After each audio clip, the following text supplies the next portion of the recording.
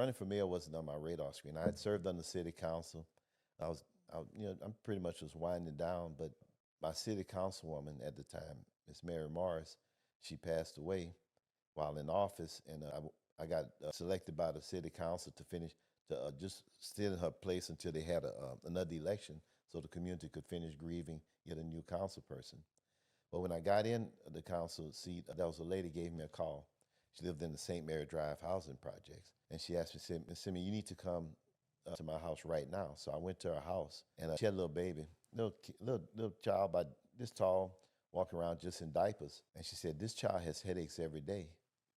And I said, "Well, you need to take him to the doctor." She said, "I've taken him to the doctor. They can't help him." I said, "Well, then you need to take him to Houston or somewhere, because something that if he's having headaches, there's a reason." She said, "Why don't you come into my house?" So I went into her house. When I walked in, on the kitchen wall, the whole wall was full of black mold. And I told the lady, I said, "Wait, you and your child got to get out of here. You're dying. This is a toxic environment.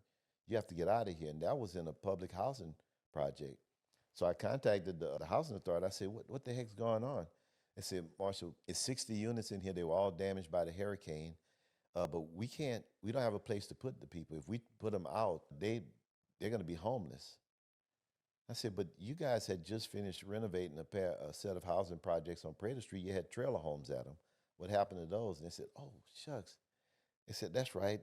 We have those in storage." And so we wound up getting all these trailers and got the people out of there. Then the next issue became, you can't put a trailer park in Lake Charles. So I was talking to the previous administration. I said, "Wait, I mean, these people, they're displaced. You got to find a place for them." So we can't put a trailer park in Lake Charles, so they moved them out to the Gillis area. And that it really bothered me, you know. It bothered me to the point where I said, "You know what, I'm not gonna complain because I'm not a complainer. I'm just gonna do something about it." So that's what caused me to run for mayor in the first place, because of that little child. So anytime I'm having a bad day, you start realizing it's not about me. I think back to that little child having those headaches, and it drives me, because you never know, man. That little child may have the cure for cancer somewhere in his head, and if we don't do what we need to do to protect him and help him thrive and harness his talents, then we're going to miss our blessing. So, what you want your children or the next generation watching learn about your journey? I want them to understand that it never was about me, being mayor, because ego, power, or anything else. It really was about helping the community. I mean, the biggest accolade you get from this job is being able to help people, and not helping people where they come back and say thank you for helping me. Just being able to help people. We did this light up the lake ceremony Saturday, and there was a concert at the amphitheater. And when I came down, there was a lady who was sitting in a wheelchair, and she called me over. She was very upset, and she said, "Y'all doing all this, but you don't make it accessible for people that have special needs." I said, "What do you mean, ma'am?" She said, "Well, look, they put trucks and equipment on where the handicap parking is. I had to come all the way across in the grass and everything else, and they said, you weren't thinking about me." And I just told her, I said, "You know what? I take full responsibility for that." I said, "And that's not going to happen again." I said, "Now there's a place over here that we can park you, but I'm gonna make sure that this happens again." I said, "I'll be back next year, and I hope that we can have a different conversation about it." She said, "Yeah, yeah." But then that wasn't enough. I said, "But look, let me ask you, are you all right?" Because at the end of the day, if she made it out there and did all this, I'm responsible for her now. We did this. You couldn't get to this place. Are you all right? And she really appreciated that. And the family was just like, it's just like nobody would have thought about doing that. But that's the heart you have to have for public service. You can talk about public service.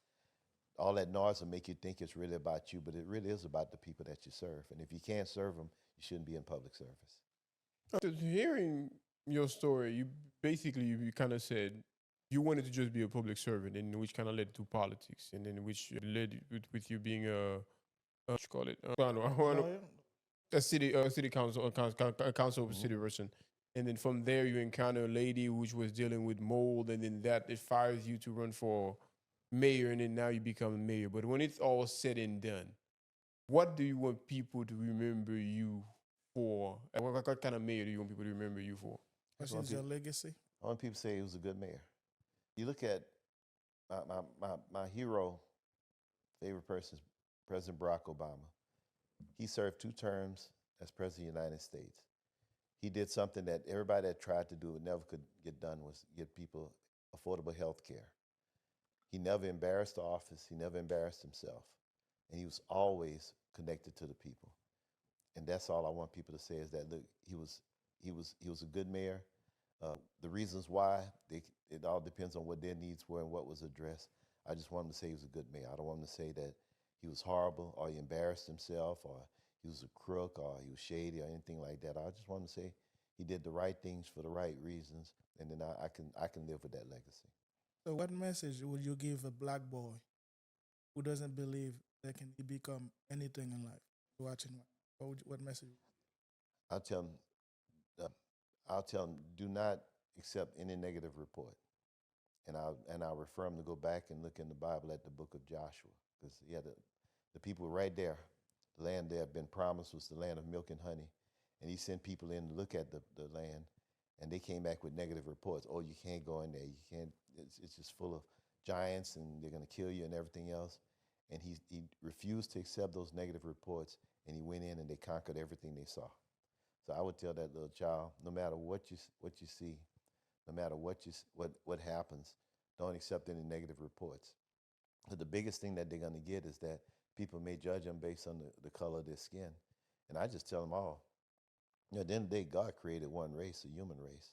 I said, but he has this sense of humor, so he gave us this Neapolitan flavor, you know? And if you eat Neapolitan ice cream, you got to dance around from flavor to flavor. Otherwise, your taste buds are going to be disappointed. So the fact that my skin is a different color from someone else, it's not because of something I chose to do or somebody else did. It's because that was the blessing that was put on me. It's never going to be a curse. That's going to be my last question for me. Because one thing you kind of said earlier, which was one of the hardest things of being a mayor, is dealing with the noises coming from the outside. People speculating, taking things out of context, and then just making out of context and making whatever they want out of it. So let's just say right now, you got the camera pointing at you right now, and then you had to pretty much reintroduce yourself to people that's not too familiar with you. You had to pretty much let people know who you really are, like friends and even enemies. What would you have to say to them to tell them what kind of guy Marshall Simien really is? I'm a very focused person. Like, for instance, when I ran for mayor, I knew exactly why I was running, what I wanted to do, and how I was going to get there. That helps you see stay focused on the goal, but it also helps you figure out what is a distraction. You know, because when the noise comes at you, people make you think that other things are more important than what your goal was, and once you get off the path, you're in the wilderness. It's hard to find your way back. I always knew that I wanted to run for mayor, and I wanted to run a grassroots campaign. And in order to run a grassroots campaign, everything I talked about, every decision I made, everything I focused on I had to ultimately be accountable to tell people how it affected where they laid their head, where they raised their children, where they protected their families. If I didn't focus on those 3 things, I totally missed the point. So when all the noise was coming in and people saying, look, you need to go talk to this person, that person who had these agendas, I said, well, that's not really touching where people lay in their head, where they're raising their children or creating their memories. That became a distraction. And it was easier to deal with that from that standpoint. So at the end of the day, through training, I'm a lawyer by profession. So I'm professionally trained to focus on issues and address issues. But even in politics, you have to have that focus. If you lose your focus for a moment, nobody really realizes how hard it is to get back on that path. And once you compromise, you're done. You know, you are done.